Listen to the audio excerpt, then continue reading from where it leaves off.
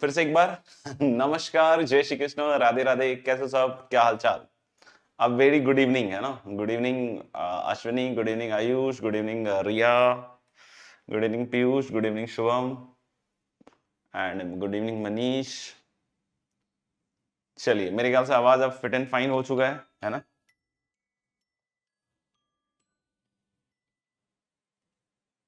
ठीक है, मैं बढ़िया। बस गला थोड़ा खराब हो चुका है। लास्ट क्लास में कोई सवाल था क्या? तो गाइज हम लोगों ने फैमिली ऑफ लाइंस कंप्लीट कर ली थी, है ना? फैमिली ऑफ लाइंस कंप्लीट कर ली थी। ओके, नेक्स्ट हम लोग जो देख रहे हैं that is equation of angle bisector.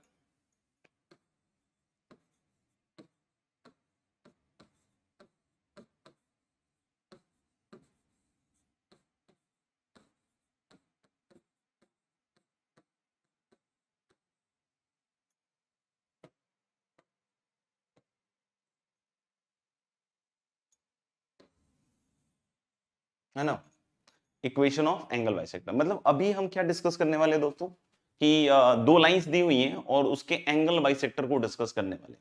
तो जैसे दो लाइंस हम लोग बोल रहे हैं कि मान लीजिए एक लाइन है जिसका नाम हम L1 बोलते हैं, और L1 जो लाइन है आपके पास वो है बच्चों A1x plus B1y plus C1 equal to 0, and there is other line L2 जिसकी इक्वेशन है बच्चों A2x plus B2y plus C2 equal to 0। ऐसे दो लाइंस है ना, A1x plus B1y plus C1 equal to 0, और दूसरी लाइंस है आपके पास A2x plus B2y plus C2 equal to 0। और अब कोई बोलता है कि इसका भाई एंगल बाइसेक्टर क्या होगा, है ना? इसका कोई एंगल बाइसेक्टर क्या होगा? तो मैंने बोल दिया कि ये मान लीजिए कि ये हैं वो दो लाइंस, है ना? एक है L1 इक्वल टू 0 और दूसरी लाइन है L2 इक्वल टू 0, है ना? दोनों लाइन हमने लिख लिया है ना। L1 का मतलब आपको बतलाया जा चुका है, A1x plus B1y plus C1, और L2 का मतलब है A2x plus B2y plus C2। तो मेरे ख्याल से ये चीज क्लियर है। आपको एंगल बाइसेक्टर चाहिए, तो एंगल बाइसेक्टर कैसे पॉइंट्स का लोकस होगा? हालांकि ये 10th वगैरह में बतलाया जाता है कि एंगल बाइसेक्टर कैसे पॉइंट्स का लोकस होगा, सच दैट कि इन दोनों लाइन से वो इक्वी डिस्टेंट होता है ना। एंगल बाइसेक्टर कैसे पॉइंट्स का लोकस होता है? एक ऐसे पॉइंट का लोकस जो दोनों लाइन से इक्वी डिस्टेंट होगा। तो ऐसी दो लाइंस बनेंगी, ऐसी दो लाइंस बनेंगी। आप देख सकते हो कि एक लाइन कुछ इस तरह की बनेगी और एक लाइन कुछ इस तरह की बनेगी, है ना? तो अगर मैं बोल रहा हूं कि इसका एक बाइसेक्टर होगा U1 इक्वल टू 0 और दूसरा बाइसेक्टर होगा इसका U2 इक्वल टू 0, तो जो L1 इक्वल टू 0 और L2 इक्वल टू 0 लाइंस हैं, दिख रहा है मेरे ख्याल से आप सभी बच्चों को? L1 0 और L2 0 लाइन है, इसके दो एंगल बाइसेक्टर होंगे, एक U1 इक्वल टू 0 और एक U2 इक्वल टू 0।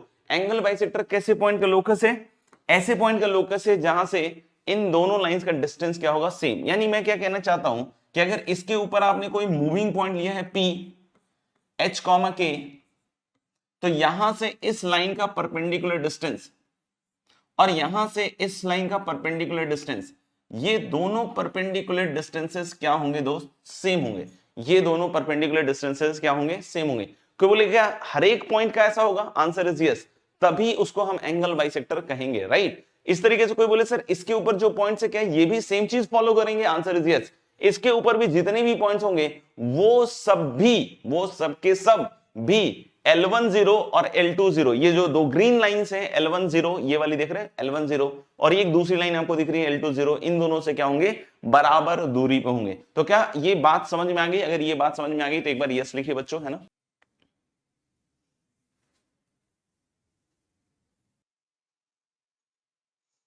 चलिए, तो मेरे ख्याल से क्लियर है सभी बच्चों को आगे। तो मेरे ख्याल से अब एक चीज और सुनिएगा, ठीक है? इसका लोकस निकालना बहुत ज्यादा टफ काम नहीं है, बहुत इजी काम है ना, उस पर बाद में आते हैं। पहले ये चीज समझिएगा कि ये जो लाइंस L1 0 है और L2 0 है, इनके बीच का एंगल बच्चों कुछ भी हो, है ना? इसका एंगल, इसके बीच का एंगल कुछ भी हो, है ना? ये जो लाइंस ग्रीन वाली है ना, L1 0 L2 0, यानी कि जो गिवन लाइंस है हमारी, उनके बीच का एंगल चाहे कुछ भी हो, जो बाइसेक्टर लाइंस होंगी उसके बीच का एंगल हमेशा 90 होगा। आप समझिए इस बात को। मैं क्या कह रहा हूं कि जो लाइंस गिवन है L1 0 L2 0, है ना, और इसी का हम एंगल बाइसेक्टर लिख रहे थे, तो हम लोग बोले L1 0 L2 0 के बीच का एंगल 90 हो भी सकता है और 90 नहीं भी हो सकता है, L1 0 L2 0 जो गिवन है, लेकिन उसके एंगल बाइसेक्टर का बीच का एंगल चाहे L1 और L2 के बीच में कोई भी एंगल हो, हमेशा एंगल बाइसेक्टर के बीच का एंगल कितना होगा? 90 डिग्री। कोई बोले सर कैसे? नाप के देख लिया है ना? हाँ भाई नाप के तो दिख ही रहा 90। बाकी दूसरा देखते हैं। ये एक स्ट्रेट लाइन है दोस्त, है ना, ये एक स्ट्रेट लाइन है।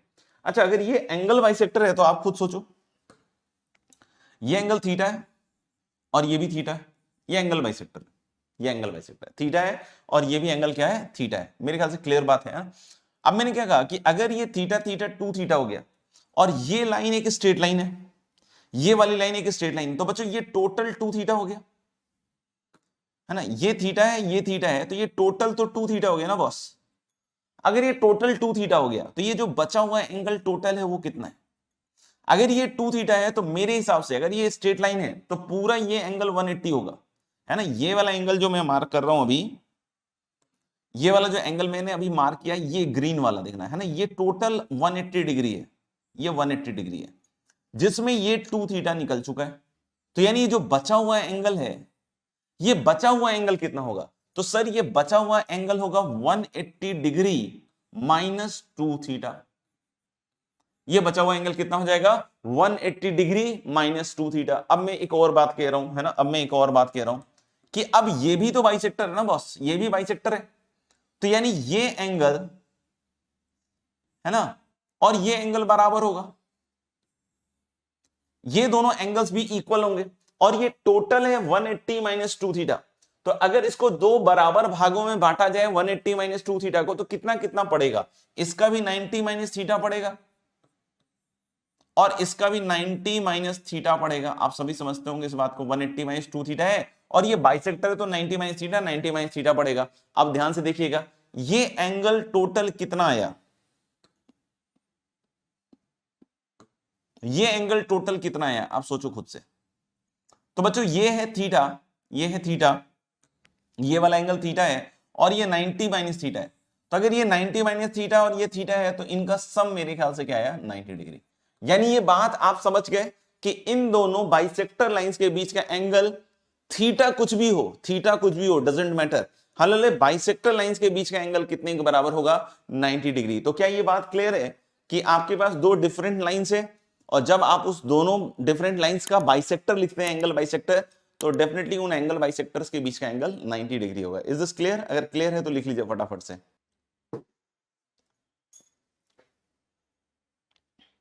चलिए, अगर लिख लिया हो तो हम एंगल बाइसेक्टर के इक्वेशन पे अब आते हैं। तो मैंने क्या कहा कि अगर एंगल बाइसेक्टर की इक्वेशन की बात कीजिएगा तो इसके ऊपर जो पॉइंट्स है उसका लोकस ढूंढिएगा, इसके ऊपर जो पॉइंट्स है उसका लोकस ढूंढिएगा। तो जो भी पॉइंट्स इसके ऊपर है, इस पिंक वाली लाइन के ऊपर, और जो भी पॉइंट इस पिंक वाली लाइन के ऊपर है, आप देखो दोनों का परपेंडिकुलर डिस्टेंस L1 और L2 से सेम ही होगा, क्योंकि अगर ये एंगल बाइसेक्टर है बॉस, या ये एंगल बाइसेक्टर जैसा कि आपको पता है ना, तो हम लोग बोल सकते हैं कि इसके ऊपर किसी भी पॉइंट का जो परपेंडिकुलर डिस्टेंस होगा L1 L2 से वो सेम होगा। कोई बोले सर इधर के पॉइंट्स, यस इधर के पॉइंट्स के लिए भी, इधर के भी पॉइंट्स का L1 और L2 यानी दोनों ग्रीन वाली लाइन से परपेंडिकुलर डिस्टेंस क्या होगा? सेम। तो लोकस मानने के लिए, लोकस निकालने के लिए सबसे पहले हम मूविंग पॉइंट को HK मानते हैं और HK से इन दोनों लाइंस के ऊपर हम क्या निकालेंगे? Perpendicular distance. तो चलिए करके देखते हैं। तो जब हम HK से परपेंडिकुलर डिस्टेंस निकालेंगे दोस्त, तो हमने बोला कि भाई A1H plus B1K plus C1, है ना, इसका मॉड, और अपॉन कितना आएगा भाई? Root under of A1 square plus B1 square. यही होता है परपेंडिकुलर डिस्टेंस का फॉर्मूला। और इसी तरीके से इधर क्या आएगा भाई? Modulus of A2H plus B2K plus C2, और अपॉन क्या आएगा भाई? Root under of A2 square plus B2 square. Check कर लीजिए आप। अब क्या करते हैं? अब क्या करते हैं? अब हम लोग बोले कि HK में जब रिश्ता आ जाए, है ना, तो उसके बाद उसको हटा के हम उसको किससे रिप्लेस करते हैं भाई? X and Y। उसको किससे रिप्लेस करते हैं भाई? X and Y। तो यानी इसी इक्वेशन को जब मैं लिखूंगा तो क्या मैं ऐसे लिख सकता हूं क्या? A1X plus B1Y plus C1 का modulus upon root under A1 square plus B1 square, और ऐसे ही आ जाएगा modulus of A2X plus B2Y plus C2 upon root under of A2 square plus B2 square. ऐसा, इस तरीके से। तो ये जो होगा ये एंगल बाइसेक्टर्स की इक्वेशन होगी। अब कोई बोले सर मॉडुलस ओपन करेंगे तो चार केसेस बन जाएंगे, इधर का प्लस माइनस, इधर का plus minus. Answer is no, दो ही केस बचेगा अल्टीमेटली, है ना। अगर आप सोचो इधर प्लस माइनस लिखते हो, थोड़ी देर के लिए सोच लेते हैं, ऐसा साइन लगा के मॉड ओपन करेंगे, तो मॉड ओपन करेंगे तो देखो बेटा इधर प्लस माइनस इधर प्लस माइनस दोनों तरफ लिया है ना। जैसे मैंने अब मोड ओपन कर लिया, मान लीजिए a1x plus b1y plus c1 upon under root of a1 square plus b1 square, और इधर है बेटा a2x plus b2y plus c2 upon under root of a2 square plus b2 square. आप कोई बोले सर चार लाइन बन गई है ना, तो अलग बिल्कुल चार लाइन नहीं बनने वाली, दो ही लाइन बनेंगे अल्टीमेटली। क्योंकि अगर आपने मॉडुलस ओपन किया, इधर भी प्लस माइनस लिखा और इधर भी प्लस माइनस लिखा, तो आप खुद ही सोचिए जब आप प्लस और प्लस पिक कीजिएगा और जब आप माइनस और माइनस पिक कीजिएगा तो दोनों तरफ तो सेम ही चीज आएगी ना, माइनस कट जाएगा तो प्लस ही रह जाएगा और प्लस भी कट जाएगा तो प्लस ही रह जाएगा। हाँ, जब आपने इधर से प्लस और इधर से माइनस पिक किया, इधर से प्लस इधर से माइनस, या इधर से माइनस इधर से प्लस पिक किया, तो आप सोचो ना कि माइनस ही तो इफेक्टिवली आएगा ना एक तरफ, चाहे इधर आए चाहे इधर आए। तो यानी आप देख रहे हो कि अगर मैं इसको ओपन करता हूं मॉडुलस को, तो चार लाइंस नहीं बनेंगी, अल्टीमेटली दो ही बनेंगी। तो दोनों तरफ प्लस माइनस लगाने की जरूरत नहीं है बच्चों, दोनों तरफ प्लस माइनस लगाने की बिल्कुल जरूरत नहीं है। आप एक तरफ प्लस माइनस लगा दीजिए और आपका काम चल जाएगा, है ना, आपका काम चल जाएगा। And this is going to be the equation of angle bisector. एक बाइसेक्टर प्लस साइन जब लोगे तब आएगा और दूसरा बाइसेक्टर जब माइनस आएगा लोगे तब आ जाएगा। चलिए भाई, सबका डन हो चुके हैं। तो ये एंगल बाइसेक्टर की बात हो गई है ना। Next is a question, find the angle bisector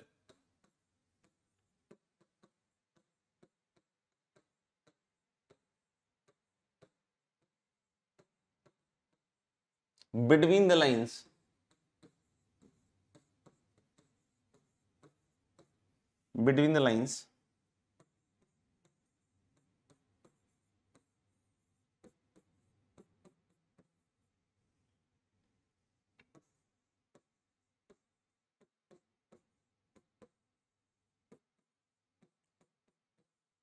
4x plus 3y minus 7 equal to 0 and 24x plus 7y minus 31 equal to 0। Yes boss. तो हम लोग जब इसके एंगल बाइसेक्टर निकालने की कोशिश करेंगे, है ना, तो कैसे आएगा भाई, कैसे आएगा?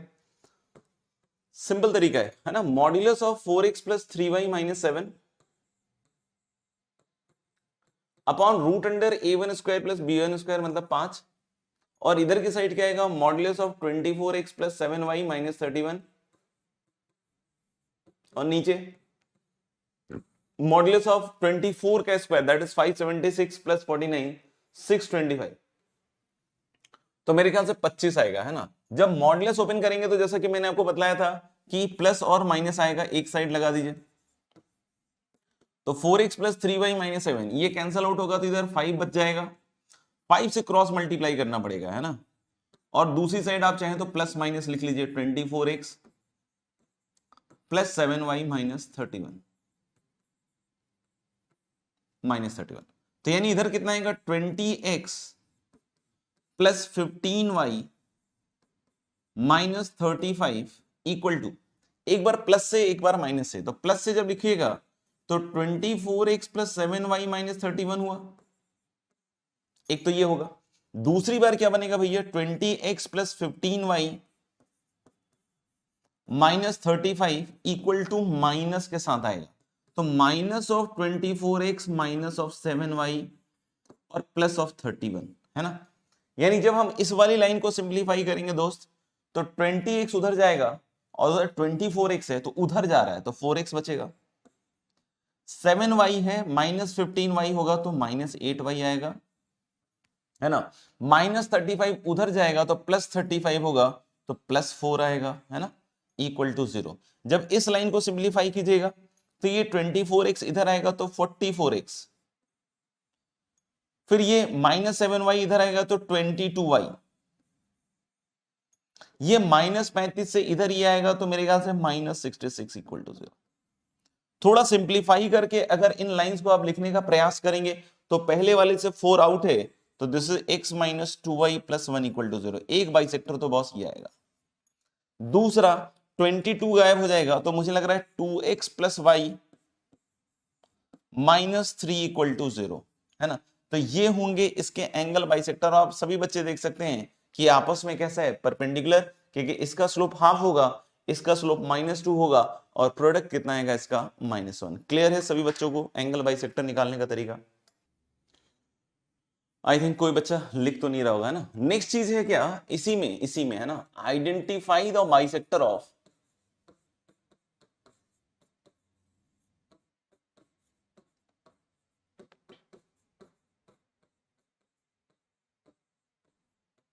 Acute angle and obtuse angle.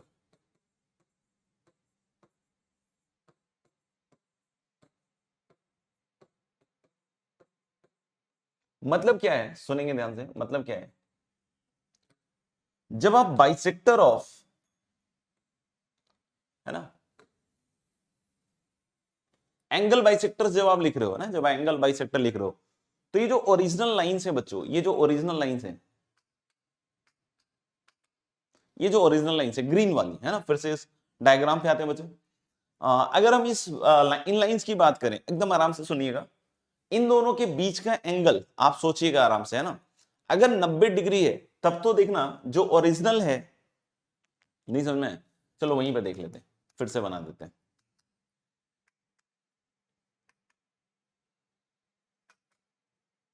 है ना। जो जैसे L10 L20 अभी दो लाइन थी, है ना, ग्रीन वाली दोनों लाइन थी, ग्रीन से ही बनाते हैं, कंफ्यूजन ना हो। चलो लिखिए L10 और L20 जो दो लाइन थी, है ना, अभी आपने देखा इन दोनों लाइंस को, वही A1x plus B1y plus C1 equal to 0, L2 हो गया A2x plus B2y plus C2 equal to 0।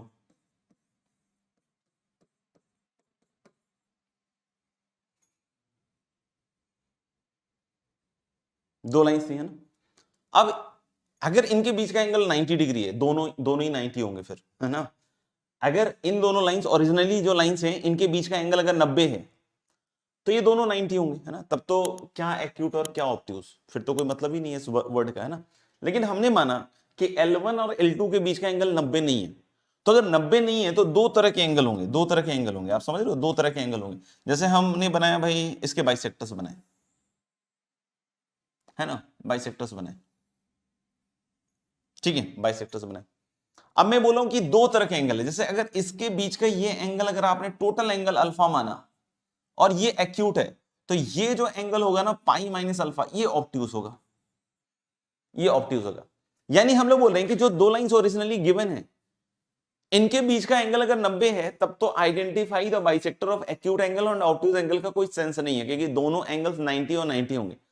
लेकिन हमने बोला कि मान लीजिए कि जो दो लाइंस गिवन थी L10 L20 उसके बीच का एंगल 90 नहीं है, तो फिर दो तरह के एंगल आएंगे। अगर एक अल्फा एंगल है तो दूसरा एंगल इसका क्या हो जाएगा, पाई माइनस अल्फा। अगर अल्फा एक्यूट है, मतलब अल्फा 90 से कम है, तो पाई माइनस अल्फा 90 से बड़ा होगा, यानी एक एक्यूट होगा और एक ऑब्ट्यूज होगा। जैसे अगर हम लोग बोलते हैं कि ये, जैसे मान लीजिए अल्फा एक्यूट है, तो ये बाइसेक्टर हो गया एक्यूट एंगल का बाइसेक्टर। अगर ये अल्फा जो टोटल एंगल है इन दोनों के बीच लाइंस का, अगर ये वाला जो एंगल अल्फा है अगर ये एक्यूट है, तो ये जो बाइसेक्टर होगा ये एक्यूट एंगल का होगा, और जो पाई माइनस अल्फा ये ऑब्ट्यूज होगा, तो ये बाइसेक्टर होगा ऑब्ट्यूज एंगल का। अब सवाल यही है कि आपको पहचानना है कि जो दो बाइसेक्टर्स आए हैं उसमें से कौन सा एक्यूट एंगल का बाइसेक्टर है और कौन सा ऑब्ट्यूज एंगल का बाइसेक्टर है, यही सवाल है ना। जैसे अगर अभी हम प्रीवियस एग्जांपल पे चले तो हमारे पास दो लाइंस थी, इसके बीच का एंगल डेफिनेटली 90 डिग्री तो नहीं है, तो यानी इन दोनों लाइंस के बीच में एंगल, है ना, 90 के अलावा कुछ होगा, ठीक है। तो यानी एक एक्यूट होगा तो दूसरा ऑब्ट्यूज होगा, यानी इनमें से कोई एक एक्यूट एंगल का बाइसेक्टर होगा और एक ऑब्ट्यूज एंगल का बाइसेक्टर होगा। किसी ने कहा कि सर मैं इसको ड्रॉ कर लेता हूं, ड्रॉ करने के बाद दिख जाएगा, तो यस, ड्रॉ करने के बाद डेफिनेटली दिख जाएगा, मतलब लाइन भी आपको वैसे ही बनानी पड़ेगी कि एंगल एक्यूट और ऑब्ट्यूज का आपको समझ में आ रहा हो तो वैसे हो जाएगा। तो ठीक है, प्लॉटिंग लेकिन is not a good thing, है ना, प्लॉट करके निकालना उसमें बहुत टाइम लग जाएगा, फिर एक्यूरेट एंगल और ये सब वो सब करने में बहुत समय लग जाएगा, समझ में आ रही बात। तो हम क्या करें, क्या हमारे पास कोई दूसरा तरीका है? आंसर इज दूसरा नहीं, बहुत सारे तरीके, बहुत सारे तरीके हैं। अब मैं सब तरीके बदला के फालतू में टाइम बर्बाद नहीं करूंगा आपका। रीजन क्या है कि उसमें से एक ही तरीका हम यूज करते हैं। जबरदस्ती सारे तरीकों को अगर बतला भी दिया जाए तो कोई मतलब नहीं निकलेगा, क्योंकि अल्टीमेटली हम एक ही तरीका यूज करेंगे जो सिंपलेस्ट तरीका है, और वही मैं आपको बतला रहा हूं, ठीक है। उसके प्रूफ के कॉम्प्लिकेशन में नहीं जा रहे हैं हम, बस उसको मैकेनिकली याद रखेंगे कि ऐसा करना है, ऐसा करना है, बात खत्म है, ठीक है ना। क्योंकि उसका प्रूफ थोड़ा कॉम्प्लिकेटेड है, वो अपने मुंडी से ऊपर चला जाएगा, ठीक है। तो इट इज बेटर कि हम बस इसमें बात कर लें कि कैसे करना है, आइडेंटिफाई कैसे करना है। तो दोनों लाइंस अपने को पता ही है, a1x plus b1y plus c1 equal to 0, और दूसरी लाइन है L2 equal to a2x plus b2y plus c2 equal to 0। और भी तरीके हैं बच्चों, मैं बतला रहा हूं, और भी तरीके हैं, लेकिन वो सब मैं डिस्कस करके अननेसेसरी आपको कंफ्यूज नहीं करने वाला। तो हम लोग बोल रहे हैं कि दो लाइन से L1 और L2, और हमें बतलाना है कि इसका एक्यूट एंगल का बाइसेक्टर कौन है, ऑब्ट्यूज एंगल का बाइसेक्टर है। स्टेप 1, लाइंस लिख ली आपने जो गिवन लाइंस है ना, जिनका बाइसेक्टर निकालना है एक्यूट और ऑब्ट्यूज एंगल का। स्टेप 1 में क्या है ना, find this a1 a2 plus b1 b2, है ना। Find a1 a2 plus b1 b2 दिख रहा है, find a1 a2 plus b1 b2। a1 a2 मतलब x के कोएफिशिएंट का प्रोडक्ट, और b1 b2 मतलब y के कोएफिशिएंट का product. a1 a2 plus b1 b2, बस ये निकाल लीजिए, बस खत्म खेल। a1 a2 plus b1 b2 निकालने के बाद सुनना ध्यान से, अगर a1 a2 plus b1 b2 positive है, this implies plus will give bisector of obtuse angle.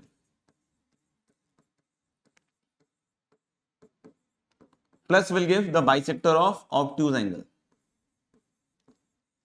अगर a1 a2 plus b1 b2 negative आता है दोस्त,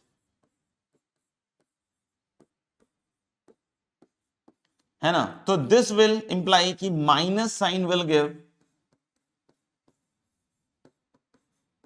बाइसेक्टर ऑफ ऑब्ट्यूज एंगल। मैंने ऑब्ट्यूज का जिक्र ही नहीं किया है ना, सुनना। तो हम लोग बोले बिल्कुल सिंपल सा काम करने हैं, दोनों लाइंस लिख लीजिए, a1 a2 plus b1 b2 को निकाल लीजिए, a1 a2 plus b1 b2 को निकाल लीजिए। प्रूफ्स कॉम्प्लिकेटेड है, इसलिए मैं आपको नहीं बतलाना चाहूंगा, उसमें वेक्टर वेक्टर बहुत सारी चीजें यूज होती हैं तब जाके ये आता है ना, तो इसलिए हम उसमें नहीं जा रहे। हमको सिंपल याद रखना है क्या, कि लाइंस लिखने के बाद a1 a2 plus b1 b2 निकाल लिया। अब अगर a1 a2 plus b1 b2 positive है, तो प्लस जो वाला जो है वो बाइसेक्टर ऑफ ऑब्ट्यूज एंगल देगा। बहुत सारे लोगों का दिमागी नहीं काम कर रहा है कि प्लस वाला देगा, कहां प्लस वाला, कौन सा प्लस वाला। तो भैया दो बाइसेक्टर लिखे थे आपने, अगर देखा हो, है ना, यहां पे दो बाइसेक्टर लिखे थे, दिख रहे हैं। हमने क्या किया था, दो बाइसेक्टर लिखा था, दिखा था ना फाइनली मॉडुलस ओपन करके, एक प्लस वाला एक माइनस वाला। तो हमने क्या कहा कि अगर a1 a2 plus b1 b2 positive है, तो ये जो प्लस वाला है ये ऑब्ट्यूज एंगल का बाइसेक्टर देगा, और अगर a1 a2 plus b1 b2 negative है, तो माइनस वाला ऑब्ट्यूज एंगल का बाइसेक्टर देगा। मैंने एक्यूट नहीं बोला है, ध्यान सुन लीजिएगा, एक्यूट वाला, बट ऑब्वियस है कि जो दूसरा बच गया वो एक्यूट है ना, थोड़ा ट्रिकी है, सुनना, है ना। जब a1 a2 plus b1 b2 positive है, तो प्लस वाला किसका बाइसेक्टर देगा, बिल्कुल बतलाइए, ऑब्ट्यूज एंगल का। तो कॉमन सेंस कहता है कि माइनस वाला किसका दिया, फिर उस केस में एक्यूट एंगल का देगा। और a1 a2 plus b1 b2 negative है, तो माइनस वाला क्या देगा, ऑब्ट्यूज एंगल का। तो प्लस वाला किसका देगा, एक्यूट एंगल का। इसलिए मैं एक्यूट एंगल को पिक्चर में नहीं ला रहा, जैसे ये पॉजिटिव, बस ध्यान रखना कि positive obtuse angle, negative obtuse angle, मतलब a1 a2 plus b1 b2 positive तो प्लस वाला obtuse angle, a1 a2 plus b1 b2 negative तो नेगेटिव वाला ऑब्ट्यूज एंगल, बिल्कुल सीधा सीधा। अब जैसे इसमें अगर कोई बोलता कि sir identify the bisector of acute angle and obtuse angle, पहले इसको लिख लीजिए और इसमें आप आइडेंटिफाई कीजिए कि इनमें से कौन सा ऑब्ट्यूज एंगल का है, कौन सा एक्यूट एंगल का है। कम ऑन, लिखने के बाद फटाफट से फाइंड आउट कीजिए प्रीवियस एग्जांपल में ऑब्ट्यूज और एक्यूट एंगल का bisector.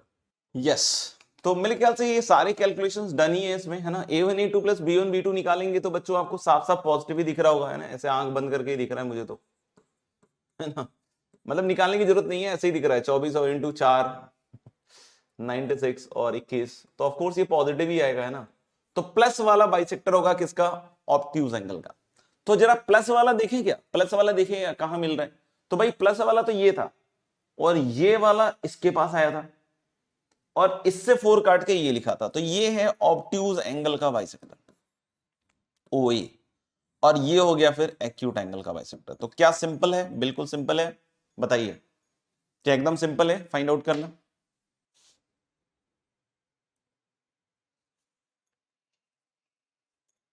Yes, everyone has written acute angle obtuse angle correctly, right, good. चलिए तो आगे बढ़ते हैं भाई।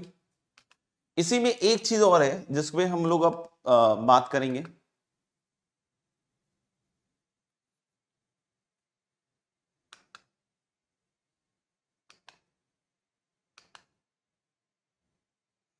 ठीक है, next thing is find the, ये वैसे तो कम ही आता है या नहीं ही आता है। Find the bisector of that angle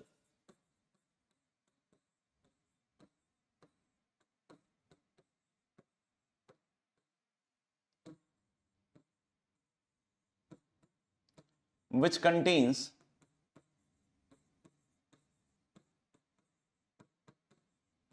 the point alpha comma beta, है ना। Find the bisector of that angle which contains the point alpha comma beta. बहुत सारे बच्चे इस चीज को ना मिस इंटरप्रेट कर लेते हैं, है ना। पहले इसका इंटरप्रिटेशन समझेंगे हम, है ना। मतलब क्वेश्चन नहीं है, हेडिंग ही है, चाहो तो आप फाइंड हटा दीजिए, bisector of that angle which contains the point alpha comma beta, और क्वेश्चन भी है ना, अभी क्वेश्चन भी कर लेंगे एक हाथ वहां। तले find the bisector of that angle which contains the point alpha beta. इसमें बच्चे बहुत सारी गड़बड़ कर देते हैं। जैसे सुनिएगा, बच्चों को इस हेडिंग से क्या लगता है, बच्चों को इस हेडिंग से क्या लगता है कि भाई जैसे,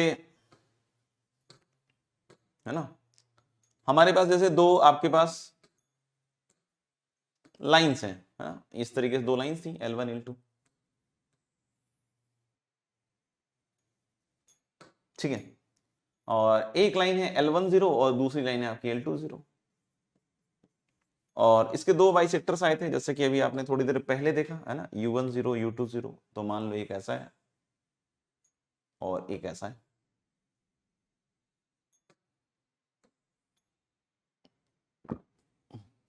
और इनके बीच का एंगल 90 डिग्री है ना, ये एंगल 90 डिग्री है, ये सब हमें पता है ना। अब क्या करते हैं बच्चे, इसमें क्या सोचते हैं वो पहले बात करते हैं। बहुत सारे बच्चों को ऐसा लगता है, सबको नहीं लेकिन बहुत सारे बच्चों को ऐसा लगता है कि find the bisector of that angle contains the point alpha beta, मतलब उस बाइसेक्टर की इक्वेशन फाइंड आउट कीजिए जिसपे अल्फा बीटा लाई कर रहे हैं। उनको क्या लगता है कि find the bisector of that angle which contains the point alpha beta, मतलब उनको लगता है कि यार जो bisector alpha beta point contain कर रहा है, मतलब सेटिस्फाई कर रहा है, वो बाइसेक्टर बतलाना है। तो बहुत इजी है सर, अल्फा बीटा रख देंगे बाइसेक्टर पे और चेक कर लेंगे। Answer is no. ये ऐसा नहीं कह रहा है, समझ में आप क्या सोच रहे हो कि U1 या U2 में से किसी पे अल्फा बीटा लाई कर रहा होगा, वो बाइसेक्टर फट से बतलाना है, ये नहीं कह रहा। जैसे आप देखो, जब ये लाइन L1 0 और L2 0 जब बनी होंगी, है ना, तो ये पूरा प्लेन 4 पार्ट में डिवाइड हुआ होगा। एक इन दोनों के बीच का ये वाला हिस्सा, ये वाला हिस्सा इधर वाला, है ना, एक इसके ऊपर वाला हिस्सा, एक इधर वाला हिस्सा, और एक इधर नीचे वाला हिस्सा। आप समझ पा रहे हो, यहां पे टोटल 4 हिस्से बन रहे हैं। एक तो भैया इधर वाला हिस्सा बन रहा है, ये वाला हिस्सा स्टार वाला हिस्सा, है ना। दूसरा हम लोग बोल रहे हैं क्या कि ये वाला है सन वाला हिस्सा, है ना। तीसरा हम लोग बोल रहे हैं क्या, ये देखो आप लोग का फेवरेट है ना, हार्ट वाला हिस्सा। और फिर हम लोग बोलेंगे क्या कि ये एक चौथा ये वाला हिस्सा, है ना, दिख रहा है, ये हिस्से 4। तो हम लोग बोल रहे हैं क्या कि क्वेश्चन इज नॉट सेइंग कि find the bisector of that angle which contains the point alpha beta, का मतलब कि बाइसेक्टर पे अल्फा बीटा लाई कर रहा होगा उसके हिसाब से। इन 4 हिस्सों में कहीं अल्फा बीटा है, इन 4 हिस्सों में कहीं अल्फा बीटा है। कोई बोले कि अरे सर अल्फा बीटा ना इधर है ना। कोई बोले सर अल्फा बीटा ना इस तरफ है, यहां है अल्फा बीटा, है ना। ये देखो ये बाइसेक्टर पे लाई नहीं कर रहा है, ये बाइसेक्टर पे लाई नहीं कर रहा है, it is not lying on the bisector, है ना। ये जो लाइन है बाइसेक्टर वाली उस पे ये नहीं लाई कर रहा है, लेकिन ये इस एंगल में लाई कर रहा है। Find the bisector of that angle उस एंगल का बाइसेक्टर बतलाओ जिस एंगल में अल्फा बीटा हो, जिसके बाइसेक्टर पे अल्फा बीटा हो, ऐसा नहीं कह रहा है, ये बोला है जिसके एंगल में अल्फा बीटा हो, क्योंकि अगर बाइसेक्टर पे अल्फा बीटा है तो उसको निकालना बहुत इजी काम है, उसको निकालना बहुत ही इजी काम है, खट से पॉइंट सेटिस्फाई करके निकाल लो। लेकिन अब आपको क्या कह रहा है, अब आपको क्या कह रहा है बच्चों, ध्यान से देखिएगा,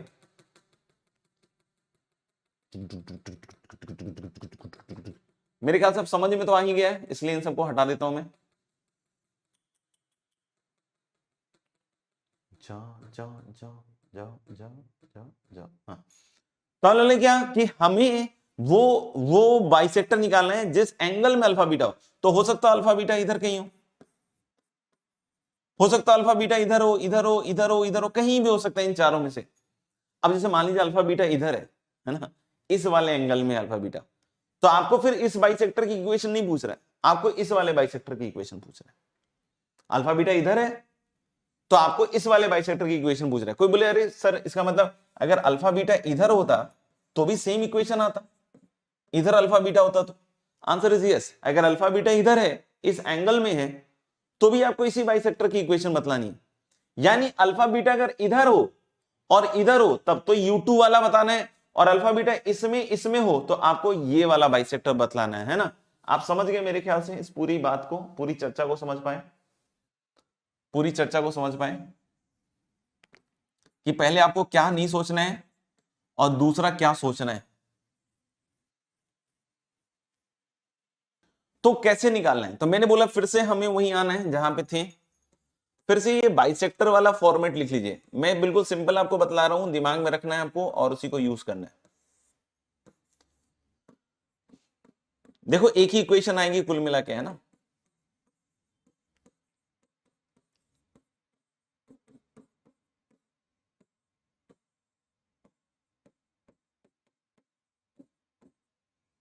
ठीक है, बिल्कुल दिमाग में फिट कर लीजिएगा जो बोला जा रहा है अब इसके बाद, है ना। अल्फा बीटा को, है ना, मन में, है ना, इसमें रखकर देखिए, यानी कि A1 alpha plus B1 beta और प्लस C1 निकाल के देखिए, and A2 alpha plus B2 alpha plus C2 निकाल के देखिए। सुन लीजिएगा ध्यान से, ये बस आपको दिमाग में रखना है, ये सारे प्रूफ हो जाते हैं, उस कॉम्प्लिकेशन में आपको नहीं जाना है, मैंने सब देखा हुआ है करके, है ना, तो कोई टेंशन की बात नहीं है। तो हमने क्या बोला साहब कि A1 alpha plus B1 beta plus C1 निकाल लीजिए, जैसे L1 था ना, A1 x plus B1 y plus C1, तो ये निकाल लीजिए और ये निकाल लीजिए। मान लीजिए ये दोनों पॉजिटिव वैल्यूज आ गई, सुनना ध्यान से, ये दोनों कैसी वैल्यूज आ गई, पॉजिटिव, तो दोनों का मॉड प्लस से खोल दीजिए, दोनों का मॉड प्लस से खोल दीजिए। कोई बोले नहीं सर ये पॉजिटिव आया था और ये नेगेटिव आया था, तो A1 B1 C1 वाले के मॉडुलस को प्लस से खोलिए और A2 B2 C2 वाले के मॉडुलस को माइनस से खोल दीजिए। समझ गए बात को? कोई बोले नहीं सर ये वाला नेगेटिव आया था, ऊपर वाला नेगेटिव आया था और ये वाला पॉजिटिव आया था, तो अगर ये नेगेटिव आया था बच्चों और ये पॉजिटिव आया था तो अब क्या करोगे? अब सिंपल काम करना है कि अगर ये वैल्यू नेगेटिव आ रही है तो इसका मॉडुलस नेगेटिव से खुलेगा और इसका मॉडुलस पॉजिटिव से खुलेगा, बस ये याद रखना आपको। कोई बोले नहीं नहीं सर दोनों नेगेटिव आया था, है ना, कोई बोले सर दोनों नेगेटिव आया था, कुछ नहीं करना आपको, सिंपल काम करना है, इसका भी नेगेटिव से खोलना है और इसका भी नेगेटिव से खोलना है। यानी कि अल्फा बीटा जिस एंगल में है उस एंगल का बाइसेक्टर निकालना है, तो आपको दोनों लाइंस में A1 alpha plus B1 beta plus C1 और A2 alpha plus B2 beta plus C2 निकाल लेना है। जैसे ही आपने इन दोनों वैल्यूज को निकाल लिया तो अब इनके साइंस आएंगे ना, क्योंकि लाइन पे तो लाई कर नहीं रहा अल्फा बीटा, एंगल में लाई कर रहा है, तो इनके कुछ साइन आएंगे, या तो दोनों पॉजिटिव आएगा या दोनों नेगेटिव आएगा, या एक पॉजिटिव एक नेगेटिव, एक नेगेटिव एक पॉजिटिव आएगा। तो जैसे अगर A1 B1 C1 वाला जो साइन था अगर वो पॉजिटिव आ रहा है तो उसका मॉड पॉजिटिव से खुलेगा, और अगर वो नेगेटिव आ रहा है तो उसका मॉडुलस नेगेटिव से, और सेम ट्रीटमेंट इसके साथ भी होगा, सेम ट्रीटमेंट इसके साथ भी होगा। तो क्या ये क्लियर है? इस पे एक एग्जांपल फटाफट से करके देख लेते हैं। जैसे इसमें कोई बोलता है कि find the bisector of that angle, है ना, find the bisector of that angle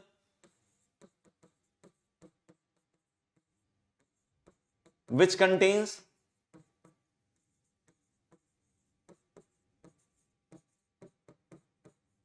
which contains 1, 2,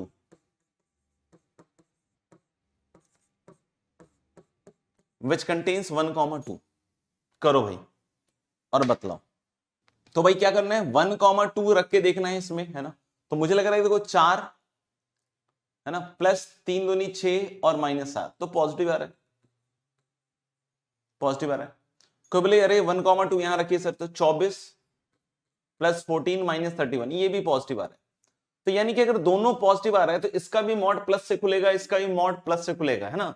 तो मॉड प्लस से खुलेगा तो अल्टीमेटली दोनों से तो प्लस साइन ही आएगा ना यहाँ पे, यानी प्लस साइन ही आने वाला है। तो यानी कि यही वाला हमारा आंसर होगा इस पार्ट का क्वेश्चन का, कि this is the bisector of the angle which contains the point 1,2, है ना, 1,2। ठीक है, आगे बढ़े।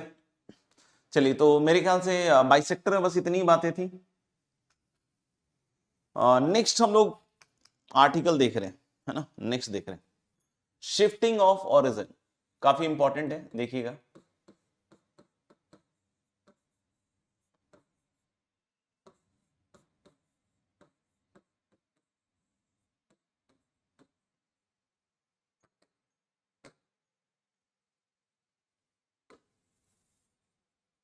शिफ्टिंग ऑफ ओरिजिन के बारे में बात होगी। ये वैसे तो वर्किंग टूल की तरह यूज होता है कि बहुत बार कर्व्स काफी कॉम्प्लिकेटेड होते हैं तो हम शिफ्ट करते हैं, है ना। और इस तरीके से फिजिक्स में भी आपने देखी होगी मेरे ख्याल से तो थोड़ी बहुत। तो हमने बोला कि भाई सपोज कर लीजिए कि ये है आपका original x y system, x axis y axis. Shifting of origin का मतलब क्या होता है, ट्रांसलेशन, ट्रांसलेशन, है ना। इसका मतलब क्या होता है, ट्रांसलेशन। मतलब हम लोग इसमें क्या करेंगे कि ओरिजिन को शिफ्ट करेंगे और कोऑर्डिनेट एक्सिस जो होगा वो ओल्ड वाले के साथ पैरेलल होगा। That is also called as translation of coordinate axis. मतलब जो नया कोऑर्डिनेट एक्सिस होगा, मतलब जो नया कोऑर्डिनेट एक्सिस होगा ना दोस्त, वो इसके पैरेलल होगा एक्स एक्सिस के, और जो नया वाई एक्सिस होगा वो पुराने वाले के साथ पैरेलल होगा। मतलब इसको अगर तुमने कैपिटल एक्स कहा और इसको क्या कहा, कैपिटल वाई, तो ये देख सकते हो जो ओरिजिनल आपका ओरिजिन था ना 0,0, इसको हमने शिफ्ट कर दिया है at the point alpha beta. ठीक है ना, मतलब नया सिस्टम, कोऑर्डिनेट सिस्टम आ गया पिक्चर में। नए सिस्टम में ध्यान रखना ये अल्फा बीटा नहीं होगा, नए सिस्टम के हिसाब से ये 0,0 होगा, क्योंकि नया जो कैपिटल एक्स कैपिटल वाई वाला सिस्टम है उसमें ये ओरिजिन होगा, तो ये 0,0 है। लेकिन ओल्ड वाला जो कोऑर्डिनेट सिस्टम है उसमें ये ओरिजिन है और उसके रेस्पेक्ट में ये पॉइंट क्या है आपका, अल्फा कॉमा बीटा। यानी कर्व्स की इक्वेशन इफेक्ट होंगी, फिर कर्व की इक्वेशन डेफिनेटली क्या होंगी, अफेक्ट होंगी इन the new system and in the old system, curve की इक्वेशंस विल बी अफेक्टेड। अब बोलोगे सर कैसे चेंज होगा, सुनना देखना ध्यान से।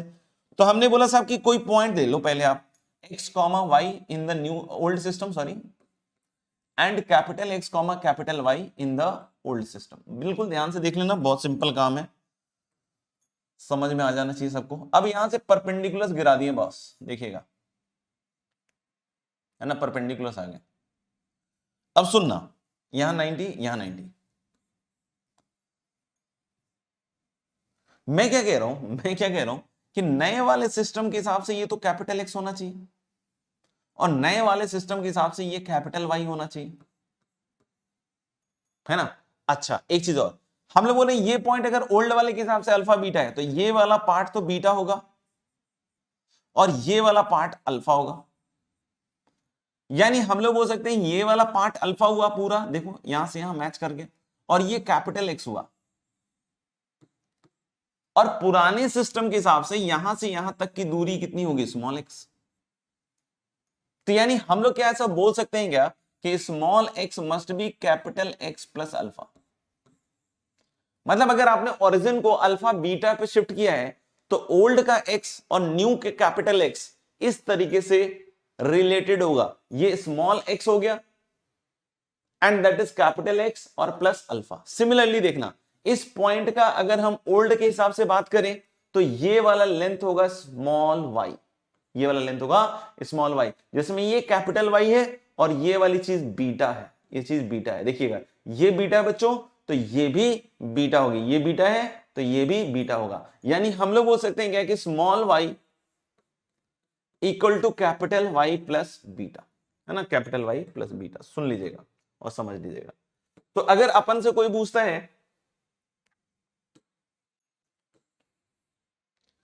कि व्हाट इज द रिलेशन, तो हम लोग बोले small x equal to capital X plus alpha और small y equal to capital Y plus beta.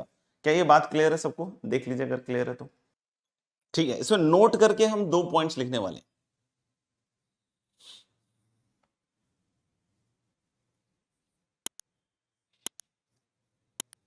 इसमें नोट करके हम 2 पॉइंट लिखने वाले हैं। पहला पॉइंट लिखिएगा अगर लिख लिया हो तो आप लोगों ने। पहला पॉइंट है कि the area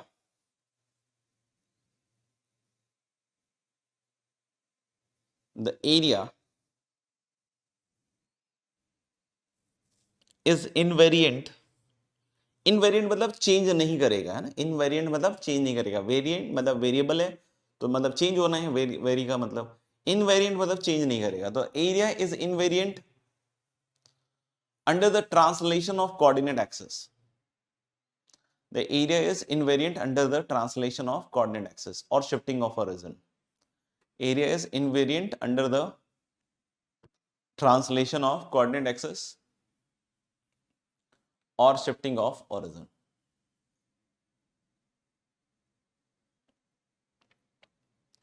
Area is invariant under the translation of coordinate axis or shifting of origin. ठीक है भाई। तो हम लोग बोलेंगे क्या कि जो एरिया है that is invariant under the translation of coordinate axis. अब कोई बोले सर कैसे? तो वैसे तो मैं निकाल के प्रूव कर सकता हूं, बट आप खुद ही सोचो ना कि अगर ऐसा कोई आपने ट्रायंगल वगैरह कुछ बना लिया है ना, ऐसे ही सोच लो, तो जब आप नए वाले सिस्टम में इस ट्रायंगल का एरिया निकालिएगा तो पॉइंट्स चेंज होंगे ना यार। एरिया तो निकालोगे तो वही चीज आएगी जो पुराने वाले में आएगी, है ना। तो कोऑर्डिनेट्स चेंज हो सकते हैं, कोऑर्डिनेट्स चेंज हो सकते हैं, बट जो इन एरिया होगा ultimately that is going to be same, है ना। तो पहला पॉइंट क्या लिखा है? Area is invariant under the translation of coordinate axis और शिफ्टिंग ऑफ ओरिजिन। दूसरा पॉइंट लिखिएगा, the slope of the straight line, the slope of the straight line is invariant under the translation of coordinate axis. Slope of the straight line is invariant under the translation of coordinate axis or shifting of origin.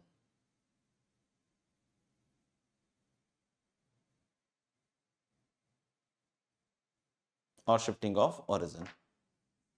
मतलब क्या हुआ sir? ये बहुत easy है सोचना, है ना, बहुत इजी है सोचना, बहुत ज्यादा मतलब इसमें इक्वेशन से काम करने का कोई मतलब नहीं है। मैं आपको सिंपल तरीके से समझा देता हूं, है ना। क्यों हम इक्वेशन से इन्वॉल्व करें? जैसे कोई भी लाइन आप बना लो, ऐसे बना लो कोई लाइन, तो भाई न्यू और ओल्ड एक्स एक्सिस पैरेलल ही तो है आपस में, तो जो एंगल ये होगा वही एंगल ये होगा। अगर ये थीटा है तो ये भी थीटा होगा।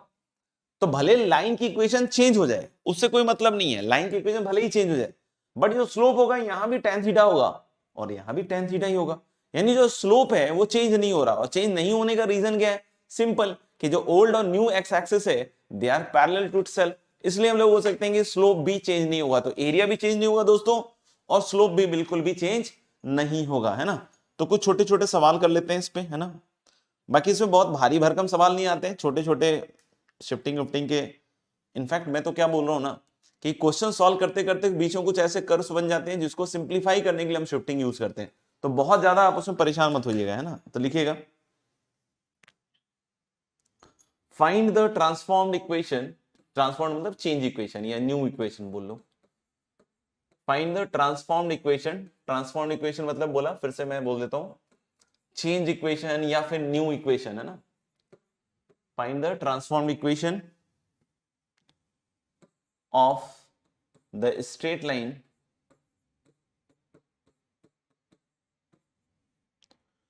To x minus 3y plus 5 equal to 0 if origin is shifted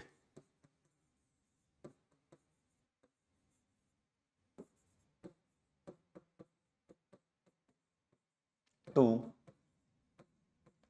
3, -1, shifted to 3, -1।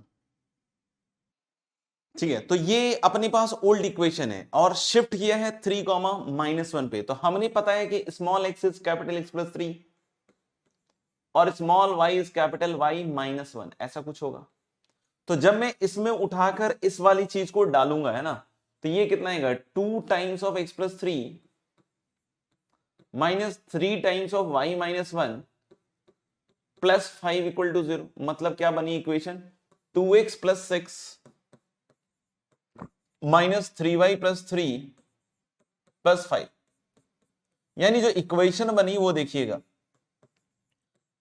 क्या आपको फील आया कि जो ओल्ड इक्वेशन थी और जो नई इक्वेशन है वो दोनों ऑफ कोर्स स्ट्रेट लाइन ही है और स्लोप आर सेम, है ना। जो मैंने अभी बतलाया था कि स्लोप बिल्कुल भी चेंज नहीं करेगा, है ना, slope is same. Find the point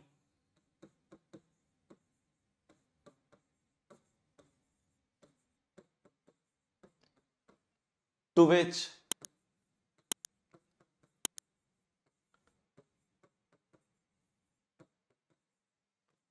origin is shifted. Find the point to which the origin is shifted so that the equation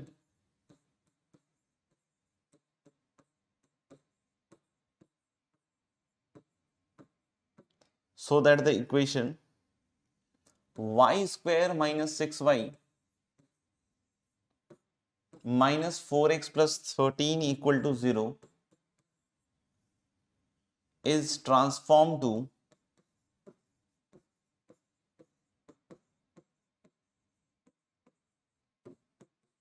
है ना y square plus ax equal to 0। चलो जी बताओ। यस, तो बच्चों देखो इसको थोड़ा सा सिंपलीफाई करो, तो ये मुझे लग रहा है, देखो आप ऐसे भी सोच सकते हो कि हमने बोला भाई कि स्मॉल y इक्वल टू या small x equal to capital x plus alpha and small y equal to capital y plus beta, ऐसा मैंने सोच लिया और इसको उठा के रख दिया उसमें, है ना। तो अगर हमने इसको उठा के इसमें रख दिया तो क्या बनेगा, वाई स्क्वायर मतलब कैपिटल वाई प्लस बीटा का whole square -6 into y plus beta और -4 इंटू एक्स प्लस अल्फा और प्लस 13 इक्वल टू 0, ऐसा कुछ। और इसमें देखो वाई स्क्वायर और एक्स का टर्म ही बचना चाहिए बस, है ना। तो y square plus 2 beta y plus beta square -6y -6 beta, है ना। फिर कितना आएगा, -4x -4 अल्फा और प्लस 13 इक्वल टू 0। अब मुझे सिर्फ वाई स्क्वायर और ax अगर चाहिए, यानी वाई स्क्वायर और -4x टाइप का चाहिए, तो बाकी सब जीरो होने पड़ेंगे ना दोस्त, बाकी सब जीरो होना पड़ेंगे। मतलब सबसे पहले तो y का कोएफिशिएंट जीरो करो आप, y और कहीं नहीं है, तो अगर y के कोएफिशिएंट को जीरो करोगे तो y का कोएफिशिएंट है 2 बीटा -6, यानी कि बीटा को 3 लेना पड़ेगा दोस्त, बीटा को 3 लेना पड़ेगा, ये साफ हो गया। अब कांस्टेंट टर्म में आओगे तो beta square -6 beta -4 alpha plus 13 is 0, ये चीज आएगी। तो ये क्या बन गया भाई, 9 18 -4 अल्फा प्लस 13, है ना। तो 4 अल्फा कितना बन रहा है, 4, यानी अल्फा की वैल्यू क्या आ रही है, 1। यानी किस पॉइंट पे शिफ्ट करें, तो अल्फा बीटा पे शिफ्ट करते हैं तो ये 1,3 आएगा, तो इस तरह के फॉर्मेट में बदल जाएगा। हम चाहें तो उसको डायरेक्टली सोच सकते हैं परफेक्ट स्क्वायर के हिसाब से, परफेक्ट स्क्वायर के हिसाब से सोचोगे तो आपको क्विकली दिख जाएगा आंसर। इसको देखकर परफेक्ट स्क्वायर बनाओ, तो वाई स्क्वायर और -3 का होल, सॉरी वाई -3 का होल स्क्वायर, है ना। तो देखो वाई स्क्वायर सेट हो गया, -6y सेट हो गया और +9 इसमें से निकल गया, तो -4x + 4 बच गया। यानी यहां से क्या बना भाई, y -3 का whole square equal to 4 times of x -1। यानी मैं क्या बोल रहा हूं कि y -3 को अगर आपने कैपिटल Y रखा और x -1 को कैपिटल X रखा, तो क्या ये दिख रहा है आपको, y square equal to 4x type में बदल जाएगा या Y square minus 4x type में बदल जाएगा। तो यानी आपने यहां से देख लिया ना कि small y is capital Y plus 3 और small x is capital X plus 1, यानी किस पॉइंट पे शिफ्ट किया होगा 1,3 पे, 1,3 पे। क्लियर है क्या?